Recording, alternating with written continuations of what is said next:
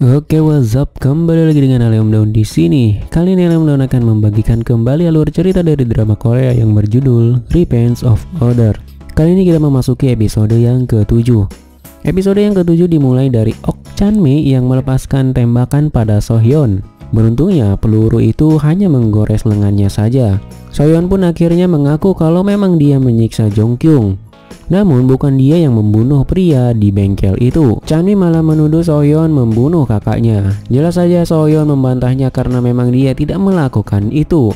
Chan-mi hendak menembak So-hyun lagi. Namun So-hyun berhasil menahannya dan meraih pistol Chan-mi lalu mengarahkan pistol itu pada dirinya sendiri. Dia mengatakan bahwa dia akan bunuh diri jika Ok Chan-mi tetap menyangka dirinya sebagai pembunuh kakaknya. Agar Chan-mi percaya kalau memang dia bukan pembunuh kakaknya. Namun tiba-tiba saja ponsel Chan-mi berdering. Yang lebih mengejutkannya lagi, nomor Chan-kyu lah yang menelponnya. Chan-mi pun segera menjawabnya karena dia pikir kalau itu pasti pembunuhnya. Namun sial, tidak ada respon dari nomor tersebut. Bahkan nomor itu kembali tidak aktif saat Chan-mi mencoba menghubunginya lagi. Jae-bum sedang menunggu Oh-sung bermain basket. Dia tidak memikirkan perkataan Oh-sung tempo hari yang mengatakan kalau Jae-bum bukanlah pembunuh Won Se-ok. Dan penyebab hilang ingatannya karena dia melakukan percobaan bunuh diri dengan melompat dari gedung perusahaan orang tuanya. Namun Oh-sung tidak tahu penyebab Jae-bum bunuh diri dan menyuruhnya untuk merahasiakan dari orang tuanya kalau dia sudah tahu semuanya. Dan sekarang dia datang menemui Oh-sung untuk melihat hal yang ingin ditunjukkan Oh-sung untuk menjelaskan hubungannya dengan Won Se-ok. Di tempat lain, So-hyun membakar semua barang penyamarannya, sedangkan Chan-mi mencoba menghubungi nomor kakaknya lagi, namun tetap saja tidak aktif. Dia pun menyadari So-hyun kesakitan karena luka tembaknya tadi, dan mengobati So-hyun di tempat foto box. Karena So-hyun merasa sia-sia kalau mereka tidak mengabadikan momen saat itu, dia pun mengajak Chan-mi berfoto bersama di sana.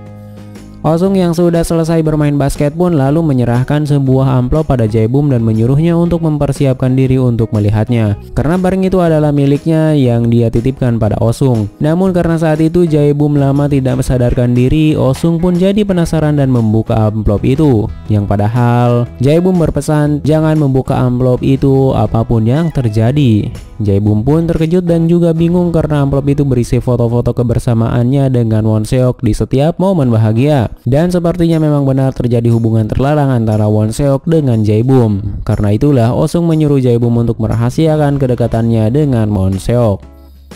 Chan-mi mengkhawatirkan So-hyun yang dijebak sebagai tersangka. Namun So-hyun terlihat santai kalau dirinya bukan dijebak melainkan hanya dicurigai saja. Dan kalau bukan karena bantuan Chan-mi yang membawa tasnya, pasti saat itu dia sudah di penjara. Dia pun penasaran bagaimana Chan-mi bisa tahu soal tas itu. Dan ternyata Chan-mi tahu dari Oh-sung kalau polisi sedang menyelidiki kasus pembunuhan di bengkel yang kemungkinan pelakunya sama dengan penyerangan di sekolah dan kematian orang yang ada di bengkel itu. Polisi juga sedang mengidentifikasi pelakunya yang tertangkap CCTV memakai sebuah ransel. Chan-mi pun langsung teringat saat dia bertemu dengan So-hyun di gang itu dan melihatnya memakai ransel yang berbeda. Dan saat latihan menembak, Chan-mi melihat detektif Jin menuju sasana tinju. Dengan sigap, Chan-mi langsung mengambil ransel So-hyun dan membawanya pergi. Karena dia tidak ingin polisi menangkapnya lebih dulu sebelum dirinya mengetahui alasan dibalik kematian kakaknya. Dan dia juga ingin membunuh pelaku dengan tangannya sendiri. Menghilangnya So-hyun membuat So-hyun juga mengkhawatirkan So-hyun yang tidak bisa dihubungi. Lalu Ajung datang memperkenalkan pacar rahasianya yang ternyata juga seorang idol. Ok Chan-mi memberitahu So-hyun kalau saat si pelaku menelponnya dia merekam panggilan tersebut. Dan ternyata ada sebuah petunjuk suara nada dering yang terdengar di ponsel si pelaku. Jae-bum membakar foto-fotonya dengan Won Se-ok tersebut dan ibunya memperhatikan hal itu. Dia pun merasa khawatir terhadap putranya. So-hyun yang sudah lebih dulu pergi ke Seoul pun sudah sampai di stasiun. Namun saat baru saja dia turun, dia merasa pusing lagi dan pingsan seketika. Detektif menunggu So-hyun di sekolah namun dia tidak kunjung datang. Begitu juga detektif Jin yang mengunjunginya di bengkel yang biasa So-hyun parkir. Namun yang dia temui malah Ok Chan-mi. Ok Chan-mi bersikap ketus saat menjawab pertanyaan detektif Jin karena sudah muak dengan kinerja mereka. Namun detektif Jin berpesan kalau Chan-mi harus menjaga jarak dengan So-hyun. Tentu saja Chan-mi mengabaikannya. Di sekolah, Chanmi memberikan makan kucing itu sambil memikirkan Sohyeon, merasa khawatir dengan dia yang hilang kabar. Oh-sung diminta oleh guru untuk menemui Jae-bum karena masih bolos sekolah. Begitupun dengan Ji-hyun diminta untuk menemui Sohyeon yang juga membolos. Ji-hyun mencoba mengganggu Chanmi lagi, namun Chanmi menahan dirinya agar tidak terbawa emosi dan terlibat masalah lagi. Polisi mencurigai Chanmi yang tertangkap kamera CCTV membawa ransel. Curiga kalau tas itu berisi barang Sohyeon. Apalagi polisi itu sempat berpapasan dengan Chanmi yang tergesa-gesa pergi dari sasana tinju. Jae-bum tampak merenung di atap gedung, mencoba menghubungi Sohyeon namun tidak ada respon. Sehingga dia pun mencoba datang ke rumah Sohyeon, namun yang dia temui malah Chanmi. Diam-diam dia mengikuti Chanmi yang masuk ke rumah Sohyeon, merasa bingung kenapa dia ada di sana. Jae-bum menemui Oh-sung. Dia curiga kalau ingatan Jae-bum sudah pulih. Karena kekhawatiran itu, dia memasang pelacak di ponsel Jae-bum. Oh-sung pun meminta lokasi Jae-bum saat ini.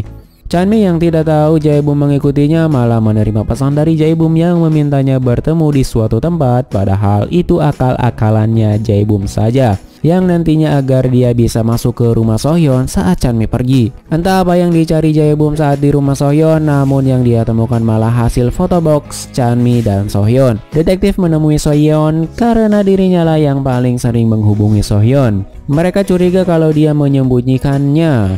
Wanita berambut putih itu berpura-pura tidak mengerti kenapa Sohyeon diselidiki. Ajung yang tidak tahu apapun membela Sohyeon.